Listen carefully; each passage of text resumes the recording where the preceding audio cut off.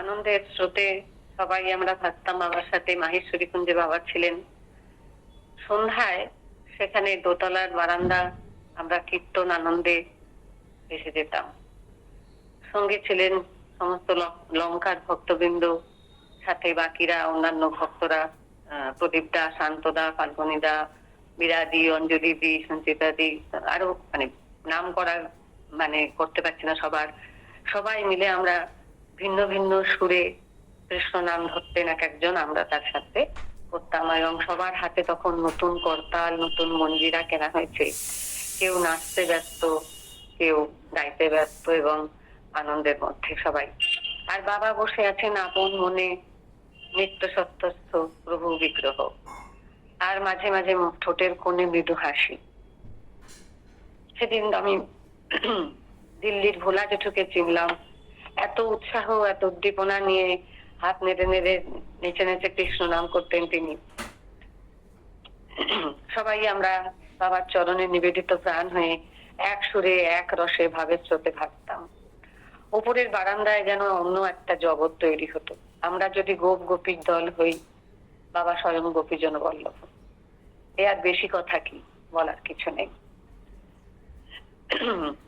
সেদিন কোন দিনকে আমরা ফিরছিলাম নন্দগাঁও থেকে যাবার পথে, রাস্তাতে আমরা টেরকদম্ব মন্দিরে গেছিলাম। স্বয়ং সশরীরে গুরুদেব না থাকলেও, থাকুন কি না থাকুন, উনি আমাদের সবসময় কৃপা বর্ষণ করছেন। তার কৃপায় আমরা যেখানে কদম্ব গাছের ডালে উঠে কৃষ্ণ বাঁশি বাজাতেন, তার 9 লাখ গরু দের আহ্বান জানাতেন বা গোপীদেরও আহ্বান জানাতেন, সেই টেরকদম্ব মন্দির। তো ওই টেরকদম্ব মন্দির হচ্ছে শ্রীরূপ গোস্বামী ভজন স্থলী। ধ্যান মগ্ন, নামে মগ্ন উনি। ওখানে রূপ গোস্বামী অনেক শাস্ত্র রচনা করেছেন। তার মধ্যে উল্লেখযোগ্য করা যায় যে ভক্তি রসামৃত, শ্রী শ্রী ভক্তি রসামৃত সিন্ধু। সেখানে রাধারানী ছোট্ট বালিকা রূপে এসে ওনাকে ক্ষীর পায়েস দিয়েছিলেন। আর ওই দিন বিকেলে আমরাও সকল ভক্তবৃন্দ ক্ষীর প্রসাদ পাই এবং কৃষ্ণ কথা শ্রবণ করি পুরোহিতের মুখে আর কি। ক্ষীর প্রসাদ পাই, তাতেও আমাদের বাবার কৃপায় এত শান্ত পরিবেশ, এত সুন্দর জায়গাটা যে কদম্ব মন্দিরে। আর সেই রাস্তাটা দিয়ে ঝুঁকছি যখন, দিগন্ত প্রসারী সর্ষের ক্ষেত চোখ ধাঁধিয়ে যায়। অপরূপা যেন পীতাম্বরী, সেই সর্ষের ক্ষেতের এটা সবাই আমরা ছবি তুলি। এত সুন্দর, জায়গাটাই শান্ত পরিবেশ। তো আমি চলে আসছি 7ই মার্চে। তখন বাবার পদ্মশ্রী পাওয়ার কথায় খবর চারদিকে আমাদের ভক্তদের মুখে মুখে। বাবা বললেন, মুড়ি আলু সিদ্ধ অতি পুষ্টিকর খাদ্য। আর সেদিন সকালবেলা, 7ই মার্চ সকালবেলা, আমরা সকাল 7টার আগে 6:30টায় বোধহয় আমাদের মিটিং পয়েন্ট ছিল। নিধুবনে যাওয়া হবে নগর সংকীর্তন করার জন্য। তো আমরা মাহেশ্বরী কুঞ্জের সামনে থেকে সবাই মিলিত হয়ে বাবার একটা বড় পোস্টার হাতে ধরে, একদম সামনে ছিলেন যতদূর আমার লাগছে সুব্রত ঘোষ দাদা, আর একজন দিলীপ দা বা কেউ আর একজন ছিলেন। আমরা সবাই ছিলাম আর কি। সেদিনকে কীর্তন করতে করতে আমরা নিধুবনে গেছিলাম। নিধুবনে দর্শন করে ভেতরের দিয়ে সমস্ত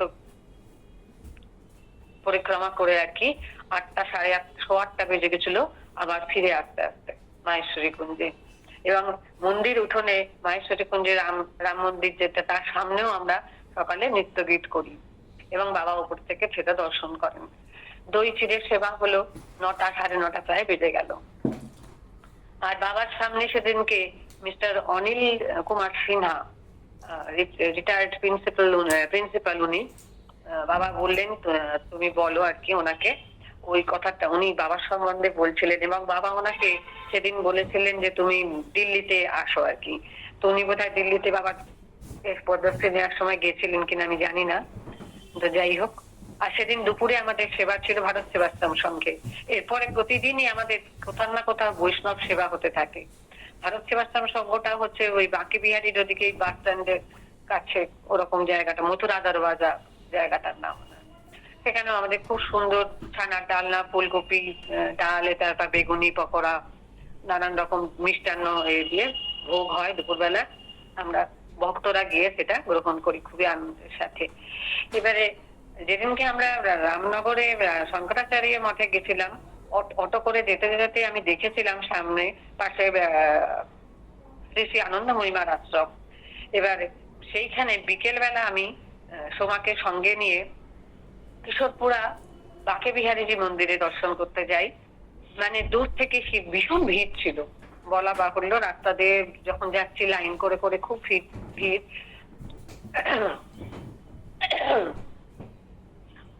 এবং তারপরে আমার যখন সিঁড়ি দিয়ে নামছি, সিঁড়ি থেকে দূর থেকে বাঁকে বিহারীজির দর্শন করছি, একেবারে জীবন্ত একদম জ্বলন্ত দৃষ্টি আমার দিকে, মানে চোখে চোখ হওয়া যাকে বলে না, ওই রকম টাইপের। দূর থেকে দেখেই আমি একটু কেঁপে উঠি। এত সুন্দর, এবং দর্শনার্থীদের ঠেলাঠেলি হোক সবই ভালো লাগতে আরম্ভ করলো। এত আনন্দ পেলাম, দর্শনেও আনন্দ, তৃপ্তি, মনে মনে প্রার্থনা জানালাম, পুজোর প্রসাদও পেলাম। শোভা ওই ভিড়ের মধ্যে ঠেলাঠেলি করে একটা ভাঙা প্যারা প্রসাদ নিয়ে এলো। খুবই ভাগ্য আমাদের। তো তারপরে আমরা ওখান থেকে বেরিয়ে এসে অটো করে আনন্দময়ীমার আশ্রমে আসি, এবং সেটাও আমার কাছে এত শান্তির জায়গা। ছোটবেলা থেকে ভেবে রেখেছি যে বৃন্দাবনে আমার মাতৃমন্দির আছে জানতাম, কিন্তু সেখানে যে কোনোদিনও যেতে পারবো ভাবিনি। সাধন উপযোগী এই পরিবেশ মনের উপর একটা প্রলেপ দিয়ে গেল। সেখানে রয়েছেন কৃষ্ণ ছেলিয়াজি, আর চারদিকে তো সাধারণ বিশাল বিশাল গাছ, কাঁচচাপা, তমাল গাছ, নিম গাছ, এটা রামদূতেরা ঘুরে বেড়াচ্ছে চারদিকে। এমনকি আমি চটি খুলে মন্দিরে উঠেছি, সেই চটি চিবিয়েছে বানরের দল প্রতি পদে আমাদের সাথে সাথে। ওখানে খুব সুন্দর কীর্তন, একদম সামনেটায় কীর্তনের জায়গা, খোল টোল, হারমোনিয়াম টারমোনিয়াম সব রাখা। আর নিতাই গৌরের মন্দির ঘর একটা, আর তারপরে হচ্ছে নর্মদেশ্বর, ব্রহ্মেশ্বর, সিদ্ধেশ্বর, গোপেশ্বর, মানে অনেকগুলো শিবলিঙ্গ একসাথে বসানো, যে ভোলানাথের ঘর। হ্যাঁ, ওই ঘরটার নাম ভোলানাথের ঘর। তো কৃষ্ণ গোপাল তো রয়েছেন। তারপরে পিছন দিকে গিয়ে আবার মাতৃনিবাসে গেছি, ধ্যান কক্ষ রয়েছে, ধ্যান কক্ষে সাধুদেরও দেখলাম।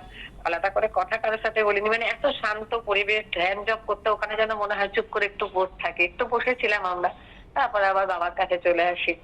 মাহেশ্বরী কুঞ্জে এসে বাবাকে বললাম, বাবা আমি ওই আশ্রমে ঘুরে এসেছি, মায়ের আশ্রম। বাবা শুনে বললেন, হাসলেন প্রথমে, হাসতে হাসতে বললেন, সবাইকে বলো ওই আশ্রমে থাকার ব্যবস্থা আছে, খুব কম খরচে ওখানে গিয়ে থাকা যাবে। বাবার এই কৌতুক রস খুবই মন কাড়া আর কি। তো যাই হোক, আমি বলেছিলাম সবাইকে যে এরকম আমি আনন্দময়ী আশ্রম থেকে এলাম, তো সবাই শুনলো।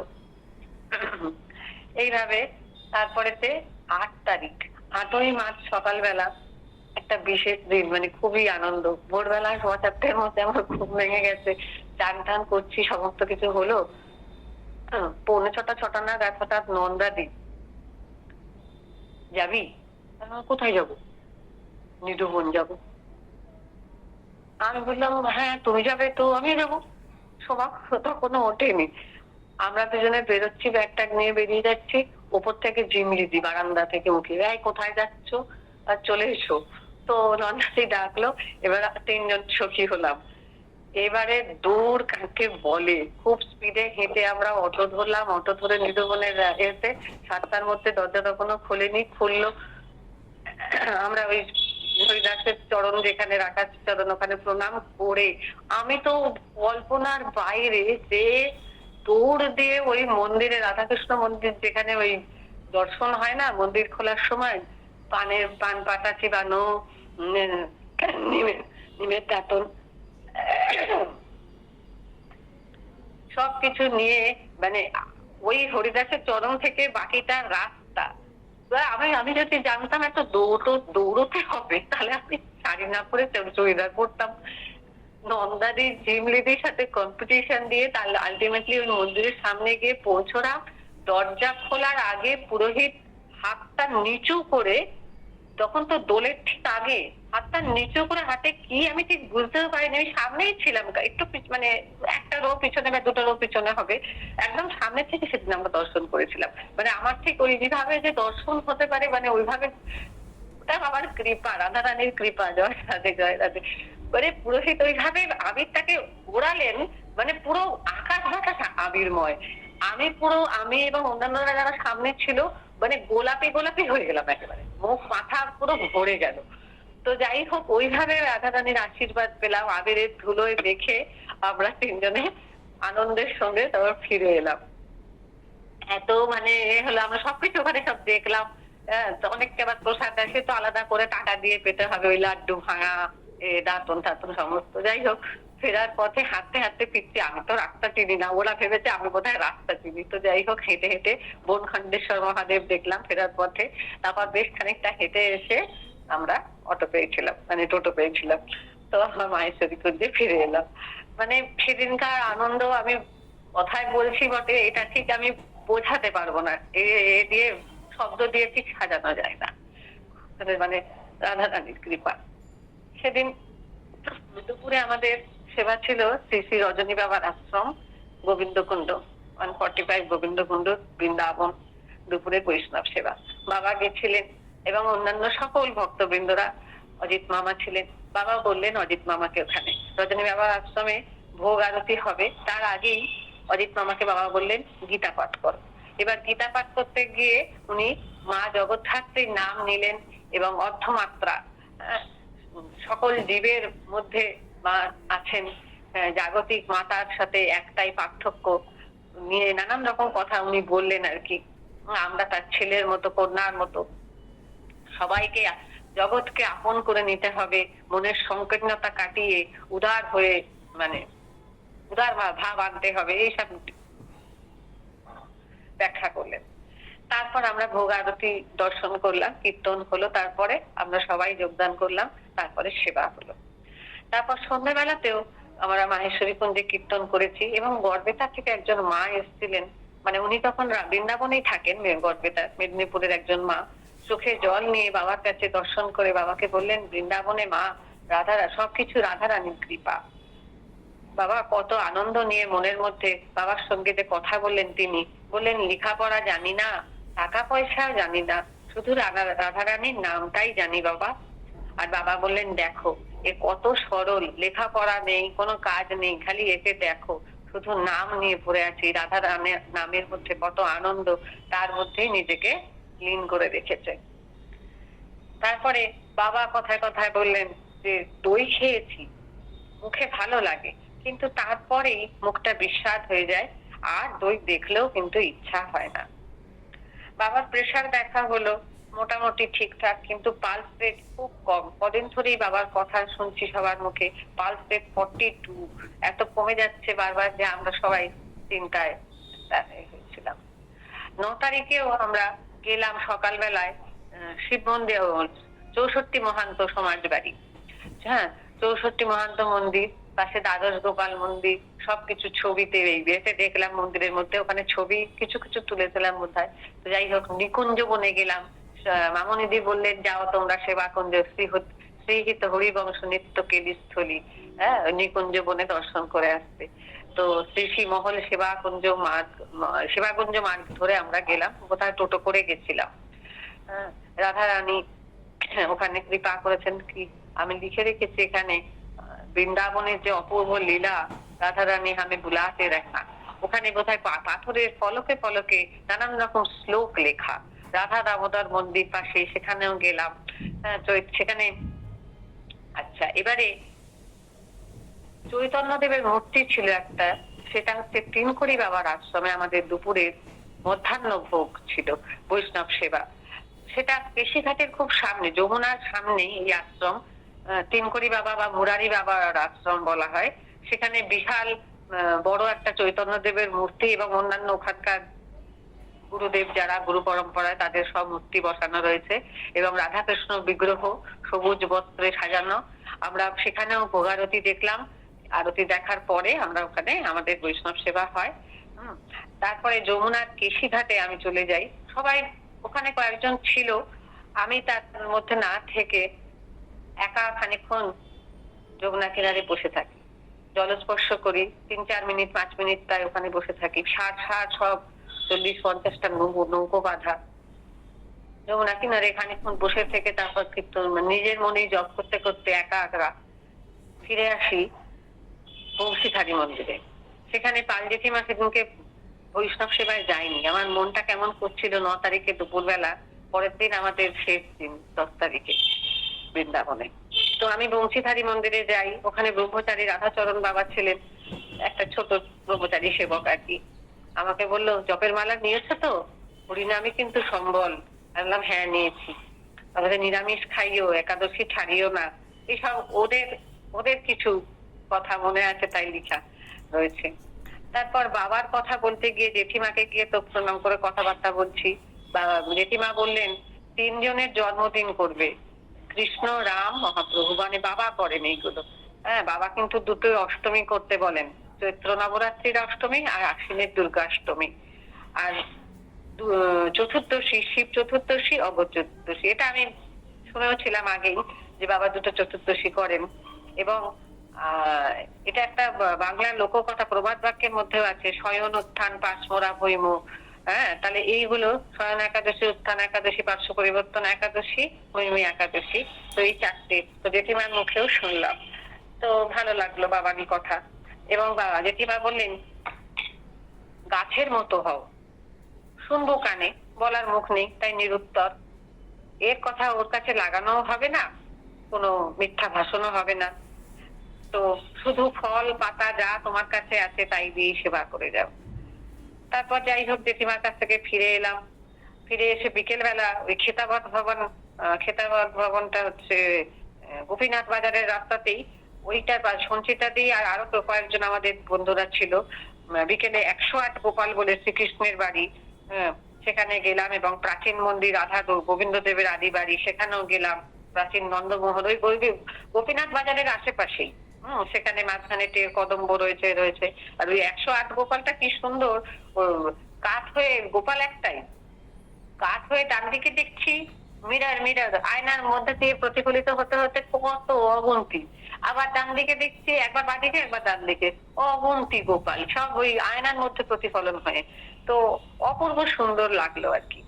আর ওই টের কদম্ব যে গাছটা বললাম না, সেখানেও অনেক পুরোনো মন্দির, কিন্তু কত সবুজ, ছোট ছোট সবুজ একদম তাজা পাতা জন্মেছে, কিন্তু গাছটা কিন্তু বহু পুরনো। এবং বাবার কাছে এসে আমরা সেদিনকে ফিরে এলাম মন্দির দর্শন করে। কীর্তন হচ্ছে, কত আনন্দ। প্রদীপদা হঠাৎ আমার হাতে কাঁসরটা ধরিয়ে দিল, তারপর নিচে চলে গেল পরিবেশন করতে। কি হলো না, খুব মজা করে আমরা কীর্তন করছি, নিচে দুধ দান হচ্ছে সেদিনকে। দুধের বড় এসছে এবং জগে করে করে সব মায়েদের সেদিনকে টাকা তো দেয়াই হচ্ছে, তার সাথে সাথে দুধ দেয়া হচ্ছে। এবং সেটা দুধ দেয়া হচ্ছে মানে কি, মায়েরা পাত্র ভরে নিচ্ছে, গ্লাসে ভরে নিচ্ছে এবং পান করছে, যত নেবে, যত যাও তত নেবে আর কি, এরকম।